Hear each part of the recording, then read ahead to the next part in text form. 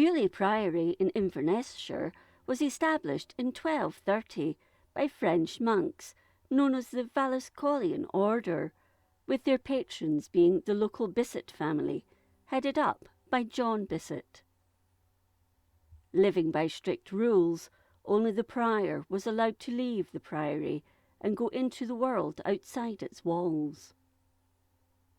The church is all that remains of a much larger complex of buildings, and during the 15th century further alterations took place. In 1506 the priory was looted, but in 1531 the abbot of Kinloss, Robert Reid, who became prior and commendator at Beauly until 1558, rebuilt the church's west end following a lightning strike. He also had a large prior's house built within its grounds, which survived into the 19th century. During the Reformation of 1566, religious life began to peter out, with only a few monks living there by the 1570s. By the mid-17th century, the old church was being used as a burial ground for local people. The rest of the buildings were stripped, with some of their stones being removed to build the Cromwellian fort at Inverness in 1653. In 1847, the Crown took the interior of the church and the burial ground to the south into its care, but it wasn't until 1909 that it came into state care. In 1913, the land surrounding the church and the boundary wall also came into state care, with additional land being added in 1928. Buried within the church are the medieval tombs of Prior Mackenzie, who died in 1479, and Sir Kenneth Mackenzie, who died in early 1492, as well as headstones dating to the 19th and 20th centuries. The Mackenzie Chapel was restored by Lady Mackenzie in 1900. At the entrance to the priory from the village is an old wych elm, which is thought to be nearly 800 years old, and the oldest in Europe.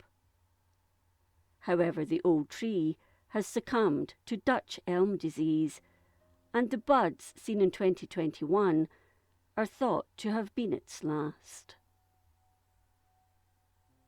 Beauly Priory has a notable tale attached to it, that of the grey paw. At night, some unearthly sights and sounds were seen in days gone by. No one who entered the ruins of the priory to watch over the churchyard or its graves ever came back out alive. One day, a courageous local tailor made light of the matter and laid a wager that he would go into the old church and stay there overnight, making a pair of hose, if his friends just chose a night for him to go in. A night was chosen, and he entered the old haunted church. He began making the hose as the moonlight streamed through the holes where the windows once stood, and at first all was quiet. At midnight, however, things changed. A big, ghastly head appeared from a tomb and said, "Look at the old grey cow that is without food, tailor." "I see that, and I saw this," the tailor replied, and soon discovered that while he spoke, the ghost stayed still, but when he drew breath, it rose higher. The neck emerged, and the apparition said, "A long, grizzled weasand that is without food, tailor." The tailor continued to work on his hose, growing in fear, but replied, "I see it, my son. I see it, my son. I see that, and I saw this just now." He said this without taking a breath, but finally he had to, and inhaled a long one. The ghost rose higher and said, a long grey arm that is without flesh or food, tailor.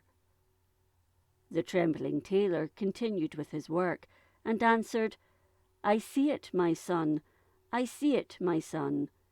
I see that, and I saw this just now. On the next breath, the thigh came up, and the ghostly apparition said, a long crooked shank that is without meat, tailor. I see it, my son, I see it, my son. I see that, and I saw this just now. A long, foodless and fleshless arm now stretched out to the tailor. A long grey paw without blood or flesh or muscles or meat, tailor. The tailor was nearly done with his work and replied, I see it, my son, I see it, my son. I see that, and I saw this just now, while with trembling heart he continued his work. At last he had to finally draw breath, and the ghost, spreading out its long and bony fingers and clutching the air in front of him, said, a big grey claw that is without meat, tailor. At that moment the last stitch was put in the hose, and he gave a spring of horror for the door. The claw struck him, and the point of his fingers caught him by the bottom against the doorpost, and took away the piece. The mark of the hand remains on the door to this day. The tailor shivered and shook in terror, and he could cut the grass on his haunches as he flew home. Although this story is most famous for being associated with Beauly, a very similar story exists elsewhere in the Highlands, including in Argyllshire and Skye. At Iona Abbey there is said to be a small nook that goes by the name the Tailor's Hole, where it's said the monks kept the tailor who made their clothes. They kept him too long and too busy with his work, and eventually things began to trouble him at night. The worst of these was a fleshless hand that used to show itself on the wall and say, a great grey paw that is without meat, tailor. Another version of the story was that the tailor was watching the graveyard for a friend in a chapel when a footless figure began to emerge from a tomb. The tailor didn't run away until the figure got as far as its knees and began to speak to him like the Beauly apparition. If you enjoyed this episode of Scotland's History, please like, comment and subscribe. Until next time, thank you for watching.